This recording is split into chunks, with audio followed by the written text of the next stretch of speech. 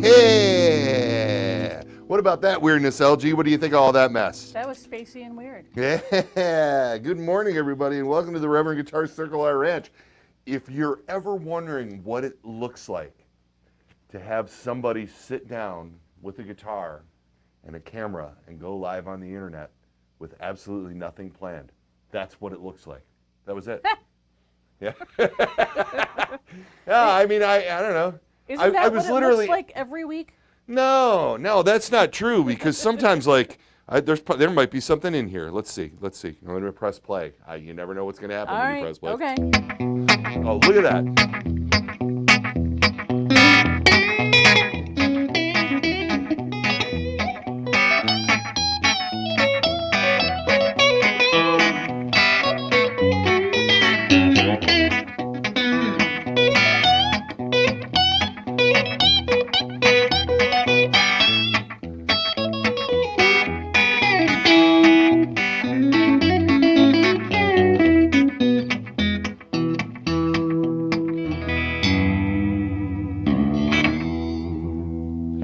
See, I don't know if that was planned or not, but I did do that one for for some sort of social media yesterday. So that was in here. I could have done that, but no, I picked up the guitar and I was like, oh, this is pretty. What happens if we hit that with the Electro Harmonix freeze pedal? That happens. Kind of like that freeze pedal, right? Good stuff. Okay, tell them what you're holding. What am I holding? Yeah. Oh. This is a rare bird right here. It is. This is a Crosscut W in Midnight Black. The Crosscut series was some of the new guitars for 2021. Right. And the hardtail version was pretty. The hardtail version's been rocking pretty hard, and it is a sort of a T-style bridge, but with Reverend clean cuts in the bridge and in the neck. And Joe wanted to realize sort of we had done so well with our trick shot guitar with the T-style thing, but these Railhammer clean cuts really do the telly thing very, very well. And so hence the Crosscut was born to sort of address that. And then Joe thought it would be really, really cool to do a version with the trem.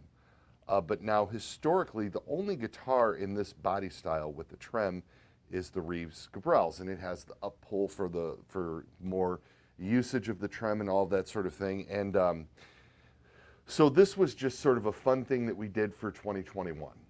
We're really planned on making this for about 6 months or so. And of course, production and shipping and everything has lagged so far behind that we've currently delivered the last of them. So these are at dealers right now, and if you are interested in the Crosscut with the trem, now is the time to grab one, because that's it. They're going to be gone. I know you guys are going to complain. I'm sorry about that, but they're going into the vault. They're going into the vault, which means we might address this again in the future. Right. But now that Crosscut hardtail is not going anywhere, because that has really generated a lot of attention and seems to be a popular go-getter. And I do not have one with me, which is really dumb, LG. I should have thought about that. But we had a busy morning around here at the Circle Library. A really busy morning. We one of our proud Reverend players out there in the world, Stay Metal Ray, played in Toledo last night with his band Concrete Dream, and it kind of snuck up on me. I didn't realize he was going to be in town, so I called him and he came over real quick. Now he and his band are already on their way to Cincinnati, but he came in this morning, and so we sat him down for 12 questions. So that'll be on here on our YouTube page shortly, I would imagine. Right. And then yeah, it's just crazy. Of course, I had a gig last night, so I came in 20 minutes late. Okay, I was an hour late. Yeah, so here we are with this cool Crosscut. And what was I playing? I was playing all the stuff. The Afterneath, of course, the Angry Charlie, of course. Fun thing about these pedals. We could talk about the pedals if you want. But fun thing about these pickups, the clean cuts, is being the hum cutters, there are still 2 full coils underneath of these pickup covers, so they are noise canceling. So I could, sit here and here's a little tube screamer action on the bridge pickup, which is that's a popular tone for traditional single coil bridge pickups, and tube screamers is a sound that you've all heard often, and it sounds killer in this format too.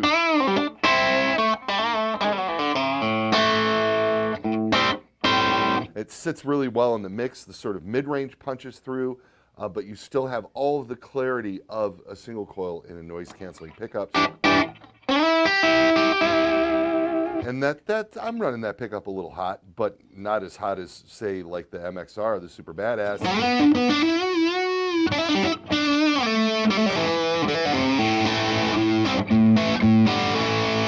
Or the Angry Charlie.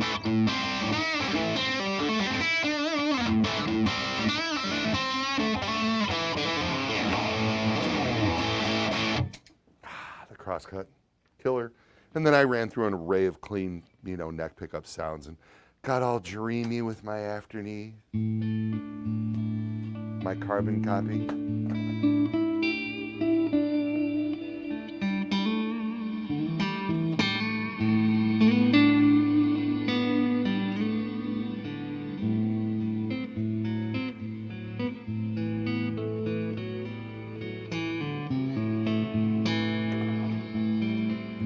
You just saw Penny's hand on the internet.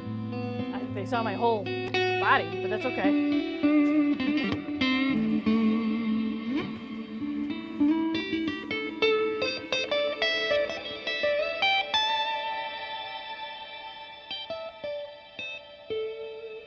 For those of you who are wondering, yeah, sometimes it is hard to get stuff done around here.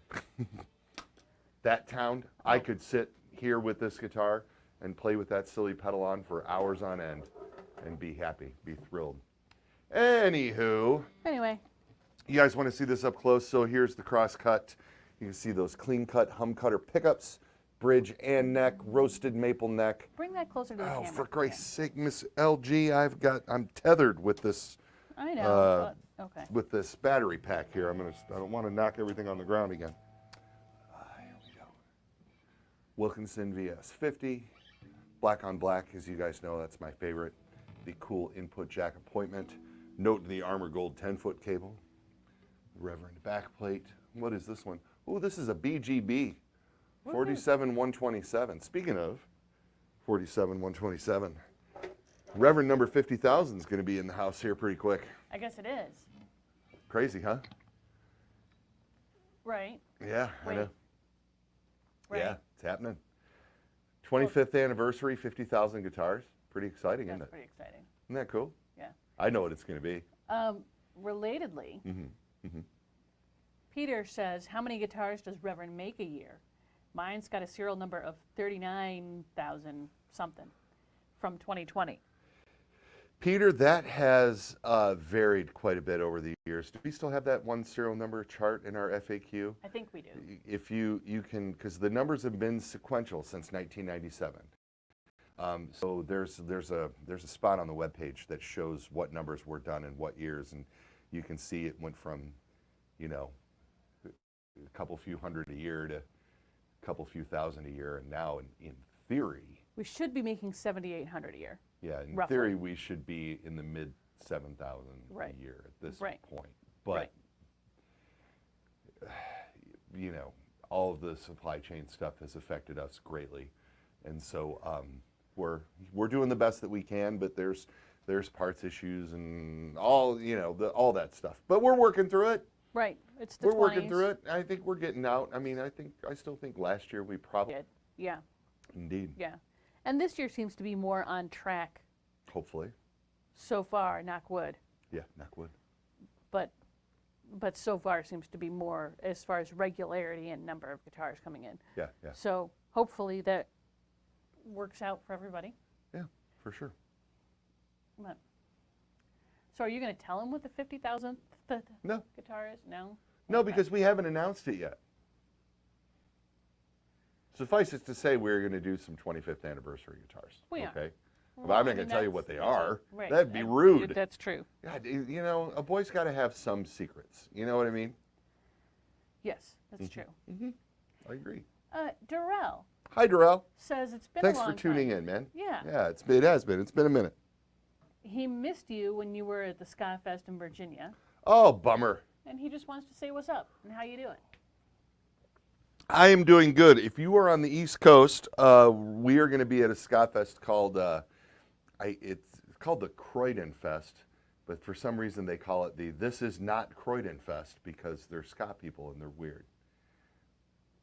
I think Croydon is a town, right? I think. Is it like in the Yeah. next town over, You would think which is why they call it everything that or would be, something? you know, black and white with these ska people, but for Ha, some reason ha. there's it's great. I don't even know. I don't even know what that means. But it is north of Philadelphia, and it is a Saturday, April 23rd, and Jay Navarro and the Traders will be there along with Reverend Endorser's Mustard Plug. Yes. And then, of course, the fabulous Cat Bite is on the bill, and the Pie Tasters are headlining the show. It's going to be a hell of a good day. So if you're into things like ska festivals, April 23rd, north of Philadelphia, this is not Croydon Fest. I will be there. And I believe we will be having a small Reverend display at the festival as well. We're going to roll one of the road cases out and maybe take a half a dozen guitars and a bass or something like we did at Supernova last fall. And then I've got some friends coming down to man the booth with me and hang out. And so it should be a lovely day. Thanks for checking in, Darrell. What else, LG? Well, let's see. Well, let's see. Hang on. Having technical difficulties. Technical difficulties over here. I'm good. Derek says, and because you kicked the door open, I my did. friend. Okay. For the 25th anniversary guitars, will you be reissuing the design with the palm trees? No, and I did kick the door open on that. I apologize. Yes, I was staring at my chrome Hawaiian guitar a few days ago, and I posted a video of it on my Instagram page, Right, And and then I- you and bring that up has the been followed up. 25th anniversary thing. right, and that has been followed up with a few, yeah. No, the phenolic-bodied guitars are not anything, and the metal tops aren't anything that we are able to realize at this time. And we don't have any real plans to bring that stuff back. The thing about the phenolic guitars that the people who are fans of them are huge, huge fans. And the thing that nobody wants to hear, of course, is that when we stopped making them, it's because nobody was buying them. Well, I mean, I don't know. That's not really true. It's because everybody who wanted one at that moment. Yeah, everyone who wanted one at that moment one. apparently had one. Right. And as cool as they are, it just, I don't know, for whatever reason. Naylor had other things that he wanted to move on to, which is all the stuff that you are looking at now. Right. So while I never say never, there's nothing that has anything to do with those old guitars coming for our 25th anniversary. Sassy says he loves the roasted maple necks. He, she, they. I don't know if who Sassy is actually. Better not be Leonard. It's not Leonard. But wonders how that guitar would look with a black headstock. Oh, this? Yeah, that'd be hot with black. Yeah, it'd be cool. Yeah, we did black headstocks for a long time. Pretty much all guitar production between 2005 and say 2012 all had black headstocks. So there's a lot of black headstock guitars out there. I mean, as far as the black headstocks when we did rosewood boards, maple necks or just sort of maple necks. While I am personally kind of down with the I don't mind having a black headstock and a maple fretboard on a black guitar. I think that can look really cool. I don't think that that's anything that Joe is particularly into, so we're not planning on doing that at the moment. You know, I would like to look into doing some matching headstocks again on things. That would be cool. That's a thing that gets floated out there every once in a while, and then. And we do it on the set. I mean, you already said. Yeah, that. obviously on the set next. You see them there. Sure. Joshua wants to know if we will see more satin finishes. Probably not, Joshua. We're still doing satin finishes on the Pete Anderson models on all the East Siders, and then on a couple of the signature models where the signature artists have requested them. The original Billy Corgan being one of them, of course, and I'm sure I'm missing something, but the satin finishes are, you know, it's one of those weird things. Like, they sold really, really well for a little while. Right. And then it just got to be... Well, they just go in and out of fashion. Yeah, they go in and out of fashion, and I guess as it starts coming back and we start seeing some more demand for it, we might start doing more of them again. But at the moment, we're doing a lot of gloss stuff because that seems to be what people want and what people are ordering. And even with Mr. Corgan, his new signature model is a gloss guitar because that was the road that he wanted to go down with that. So as we go forward, a lot of the satin finishes were dictated by the artists that were using the satin guitars. I mean, that was a lot of it. And when we introduced the satin into the regular line, like on the Sensei RA and some of the models because there were some satin Warhawks too for a while, and the original Bayonet, of course. On the production guitars, when we switched from satin to gloss, the guitars instantly did a lot better. I don't know what that's about. And I don't know if that is all of the factor. I don't know if there's other things that factor into that, but that was our experience, and so that has sort of kept us sticking with the gloss. To give you an honest answer, which I did. She's looking at me like I'm crazy, or she read, or one of you guys posted something funny. No, just Sassy Cat says, "I am not Leonard."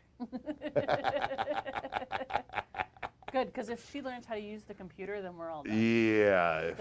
She's global domination. She'll just start ordering treats for herself. Yeah, for sure. Charging it to mom's. Don't forget global domination, which is if the cats all of a sudden all learn how to use the computer, then as a species we're probably in trouble. That's a good point. Well, they need to keep us around because they can't work the can opener. Well, I suppose if they figure out how to use the computer, they could learn how to use the can opener. They don't have any thumbs. But I digress. We've really wandered really far off topic here, LG. Anyway. Vince Natuno. I know a guy named Vince. I used to know a guy named Vince. Yeah. What's up, Vince? I hope you're well, sir. He says, "Did I see in your post that the Polka Floyd will be no more?" Oh, you know what? It's very, very difficult to comment on that. But I will say, because Penny and I we're not going to be on the program next week. Right. Because it's a busy time. things are a little bit crazy. And so when it comes to this show, we're going to do our best to promote this. And we ultimately, Penny and I want to do this twice a month. So we always have something interesting to talk about. Right.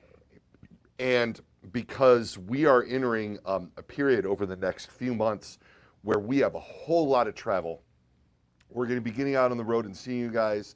My bands are going out on the road. A lot of things are busy. So I can't talk about it this week since I won't be here to talk about it next week. Right. The Polka Floyd show is playing a gig on April 1st at the Village Idiot here in Maumee, Ohio. And I guess there's rumors going around that it's our last show, which it's kind of hard to believe that we would actually have our last show on April 1st. So that's really all I'm going to say about that. It is Polka Floyd. But it is Polka Floyd. Yeah, I mean, it's weird. Right. Yeah, hard to believe, Vince. Right, and where did those rumors start? I know, hard to believe that they would do that on April 1st to everybody. Weird. Kind of dumb if you think about it.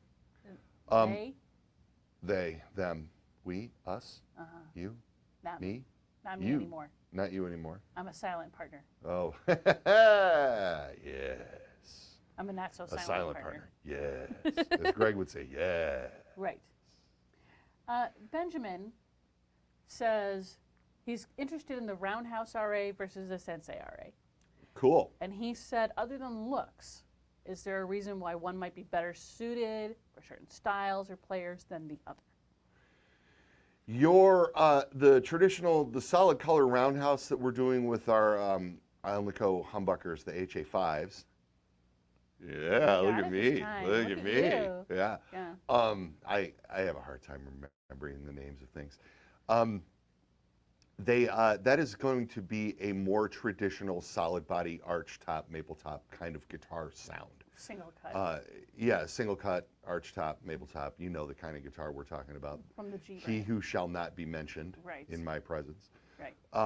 And when you go RA, when you put the rail hammer in that guitar, you're adding a little more tightness and a little more clarity into the bottom end, a little more like string to string definition.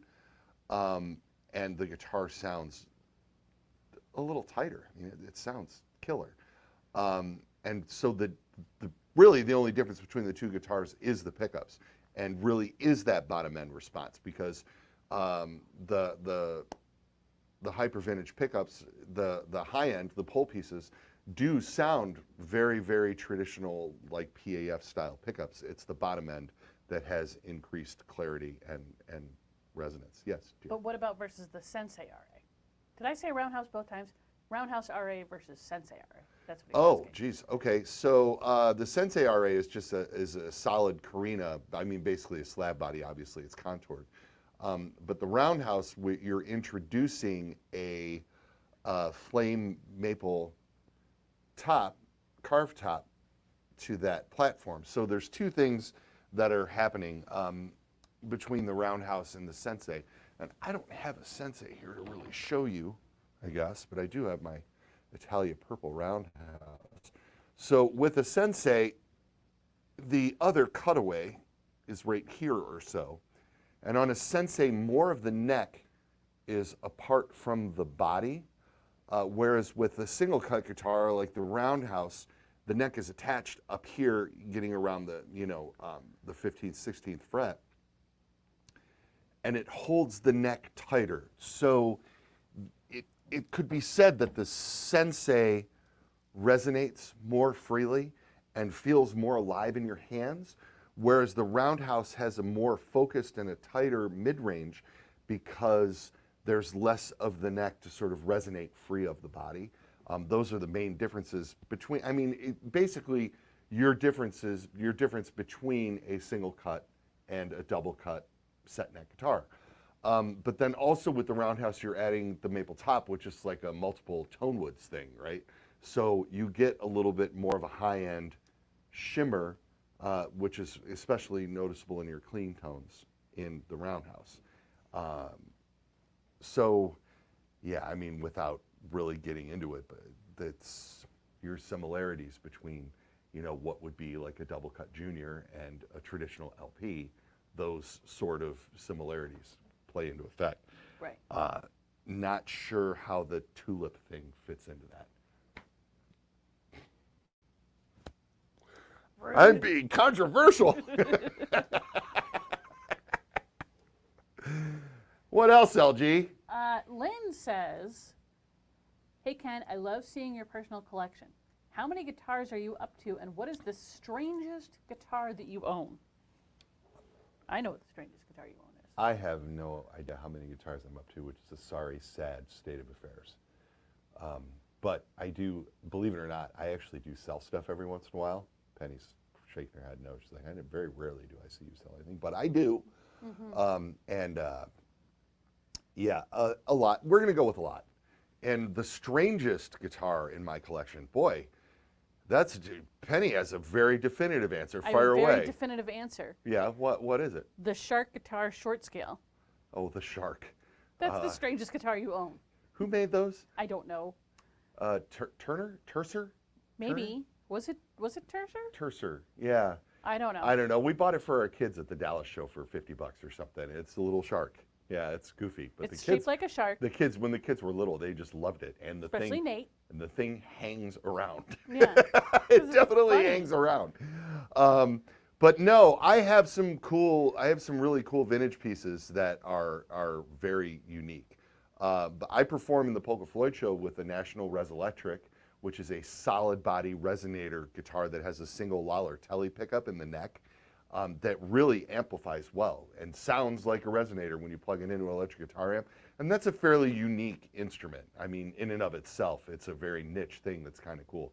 I have a 69 Dan Armstrong plexiglass guitar. The Ampeg Dan Armstrong, that is just a killer, ferocious little rock machine. That one's kind of weird. It is weird. Don't forget about the Jackson Roswell. Ugh. No, it's the import. I don't have the actual. I aspire to own the aluminum Jackson Roswell someday because that is a special. And you know what? She makes this face with the Roswell. This woman behind the camera over here absolutely loves Star Trek and everything to do with Star Trek. Yet for some reason she looks at the Roswell guitar and she's like, "That's dumb." No, it's not dumb. The Roswell guitar is awesome. And I like Star Trek. I don't think that they should be together. I don't know. It takes a very specific kind of player for that to be together, and you ain't it. Whatever. I have an employee-built Reverend from when Jesse Hopkins of Clay Avenue Guitars worked for Joe in the early 2000s, and he made himself early Reverend with an engine-turned aluminum top, but the guitar has a factory-installed Floyd Rose and a fully scalloped fingerboard. And that is a very, that guitar is way outside of the box for a Reverend headstock, which I think makes it just absolutely cool and super cool. And I don't know, man, I love that guitar. What else? Yeah, I got a bunch of gems and all that stuff. I like Crazy Ibanez stuff. And strange but unusual. You have the Megan Wells guitar while we're talking about former Reverend employees. Yeah, and then if you guys aren't familiar with Megan Wells guitars, a young woman that used to work for Joe in the mid-2000s, probably 2006, 7, has gone on, and she makes custom arch tops, and they are arguably some of the most beautiful guitars in the world. They're some of the most beautiful guitars I've ever seen. And her level of craftsmanship is absolutely astounding. And her love of the craft is inspiring.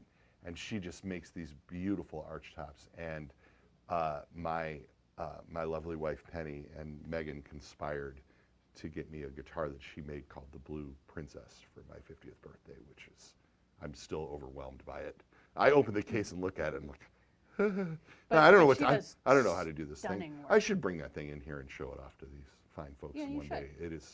She does amazing work. Look up Megan Wells Guitars and look her up on social, and because it's fun to follow her also on social media, Instagram, but particularly because of the photo content. But she takes pictures of her builds while they're happening, from getting raw wood delivered to delivering the guitar to people. And I know she's got a long waiting list right now, and we are super proud of her because she's badass. I've talked about Megan long enough. I'm sorry. You got me started, though.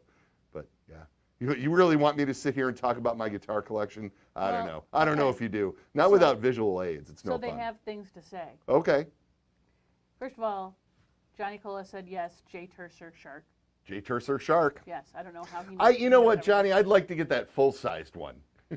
So I can have the pair. Because the one I have is the short scale. It's like a, 20-inch or something. It's a kid's guitar. But they made like a 25.5-inch version of that Shark guitar. It's so ridiculous. Yes. Eric Sycamore wants to know if you play all of your Greg Ginn riffs on the Dan Armstrong. You better believe it. Yeah, you know it. I mean, that was the inspiration, and also All and Descendants riffs as well, because, yeah, that's what those are made for. You know what else I have that I think is really, really cool that people are starting to, like, realize now is I have 2 Fender Cantanas and 1 Fender Performer, and those are guitars that Fender Japan made in the mid-'80s, and the first time I saw a Fender Performer, it was Chris from the Rollins Band on the first Rollins Band tour played one. When was that? 86, 87? Must have been 87. And I was completely fascinated with it then. And it took me years. Penny actually found me the Performer. Really, really neat, interesting, weird, very strange guitars, but very cool. Very well made by Fujigen in Japan. Interesting to look at. Mm-hmm. And just the fact that they're Fenders and they're so far outside of the box makes them very cool.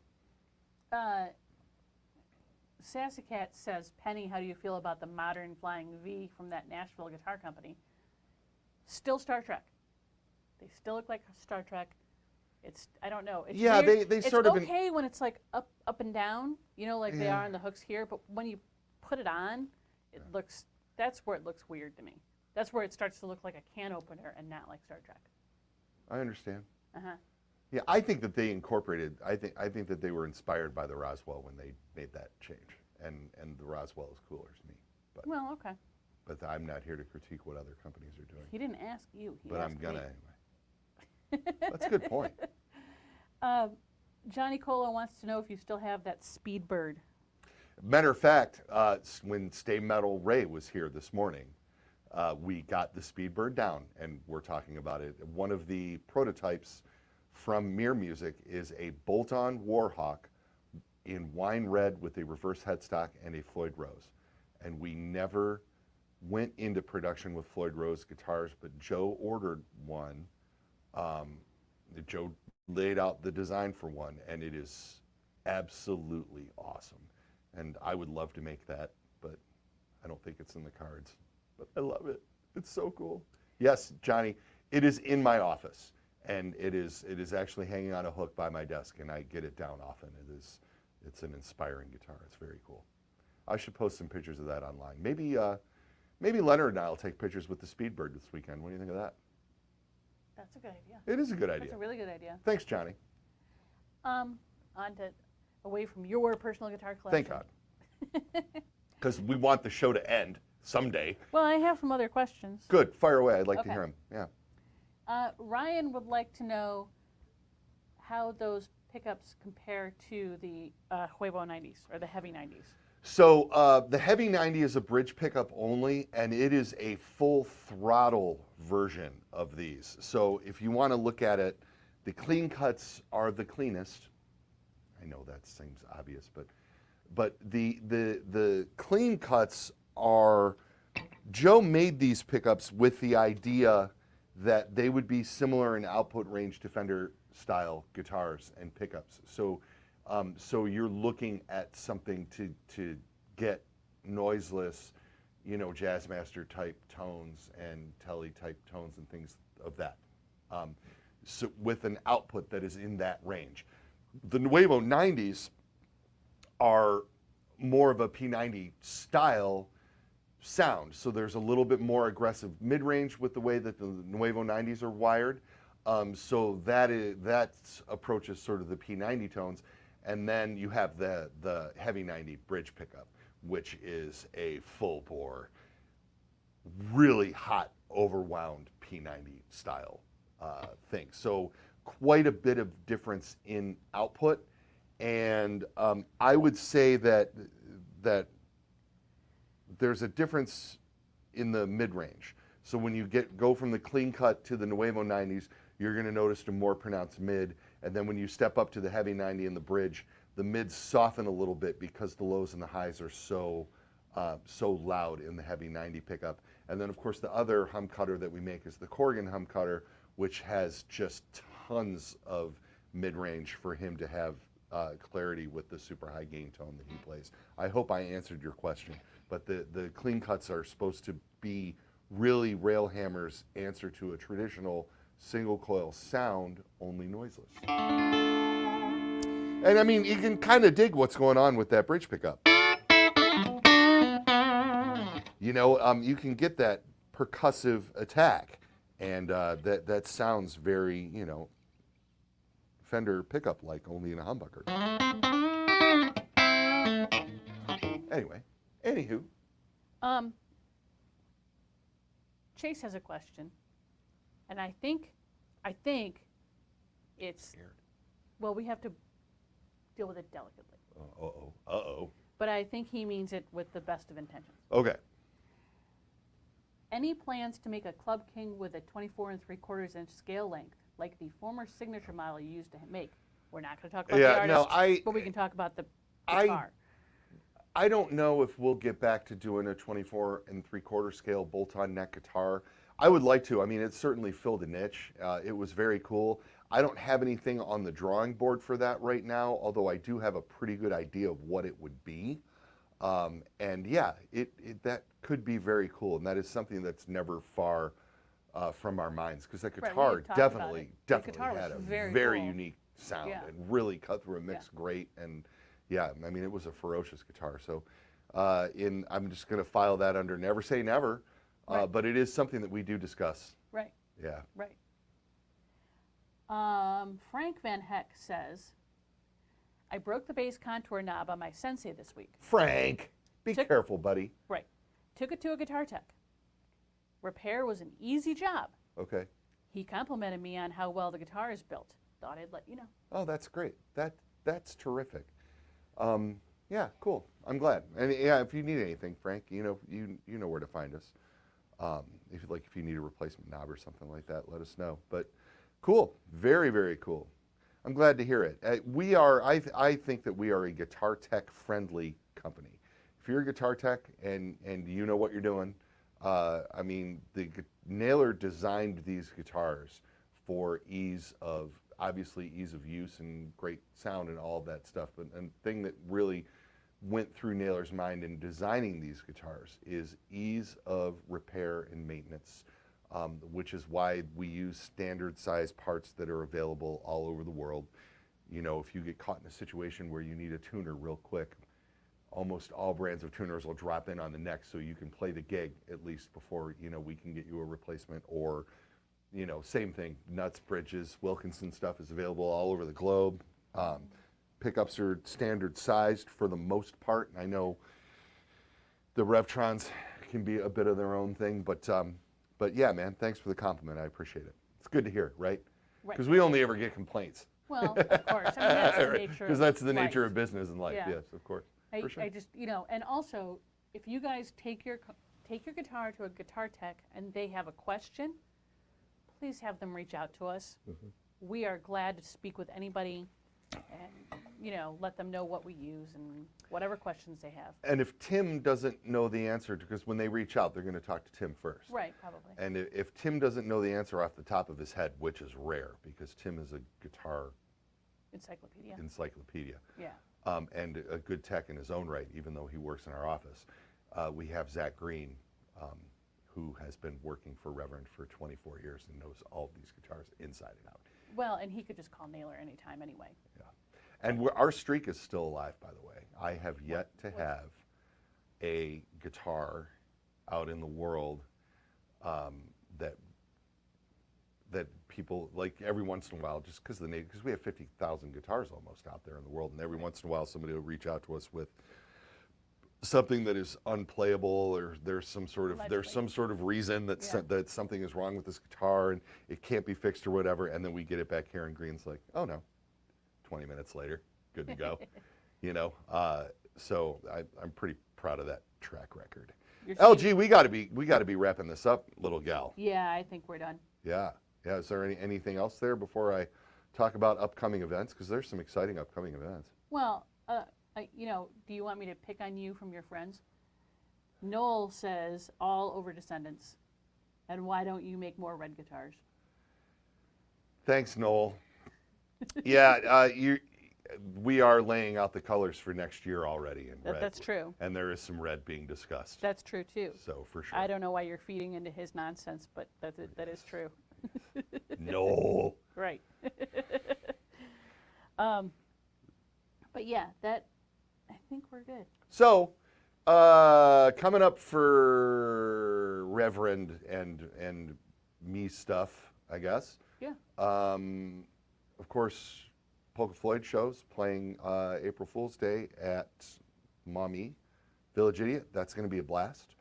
And then following the Tuesday after that, because I won't be here before then, Jay Navarro and the Traders are playing with the English Beat in Detroit, and Reverend's good friend Dave Wakeling has some left-handed buckshots that he used to take out with him quite often, and I'm not so sure that he still does. Now, in all fairness, Dave is known for playing his Vox and the teardrops, and which it's one of those. It's funny when you work with like iconic artists, or at least people that are important to you. Like, I was a fan of the English Beat and General Public in the 80s, and when I think of Dave Wakeling, I think of those guitars. Right. And so it's weird to see him playing other guitars. But he does, is it Save It for Later that is in a really interesting tuning, a really interesting open tuning, and a couple of things. So there's always something else comes out for the encore when he does a couple of the big hits that are in the weird tuning. And we were lucky enough to have that slot for quite a while, and I'm not sure if we still do or not. But I'll find out a week from Tuesday when Jay Navarro and the Traders plays with the English Beat in Detroit at the, I don't know if it's in the Majestic Theater or at the Magic Stick, but it's in the, if you go down there, you'll find it. And Detroiters, you know what he's talking about. Yeah, right. And that'll be fun. And then a couple weeks after that, and then Bob Balch is coming. Bob Balch is coming. So Watt is going to be playing in Detroit at Smalls on the 11th of April, and he's out. Mike is out with MSSV, and which is, and I guess the shows have just been terrific from what everybody is telling me. And so Bob is coming in that day, and then Bob and I are going to go see Watt, of course, because Watt. And then Bob Balch is going to come here and shoot some Reverend and Railhammer content for us for YouTube, and probably sit down and we'll do something together, and we'll probably go live at some point while Bob's here because he's Bob. Why not? Bob Balch, Fu Manchu, playthisriff.com. Dude's a legend, and we're really looking forward to having him. Movie star, right, in the Studio 666 movie, right? Yeah, boy, Bob, he's so dreamy. And then after that, Jay Navarro and the Traders are playing this Croydon Fest. I mentioned it earlier with Mustard Plug and stuff north of Philly. And then coming up after that, the Dallas International Guitar Festival. We're super fired up about that, and we're going to, right around that Dallas show, we're finally going to get this new Billy Corgan model out to the world. Yay! And then, and we'll be at Dallas with Greg. Greg is performing at the show. Also, rumor has it that Paul Gilbert's going to be there. Just saying. If you want to see Ken fanboy out, come to the Dallas Speaking show. of dreamy fellas. And so we're going to have a lot of guitars at the Dallas show, but the week we're at Dallas, the Thursday before the Dallas International Guitar Festival, Greg and I will be at the Tone Shop in Addison, Texas, and we're going to do a Reverend clinic at the Tone Shop, and we're going to talk about all things Reverend, and we might even get Fishman involved. Yeah. So that's going to be great, so we're looking forward to that. And then the Traders are going on tour in May after that, and we'll be out for a couple weeks all around the Midwest and the Northeast. And then we come home from that, and it's NAMM. Strangely. Yeah. And then I'm going to take a nap.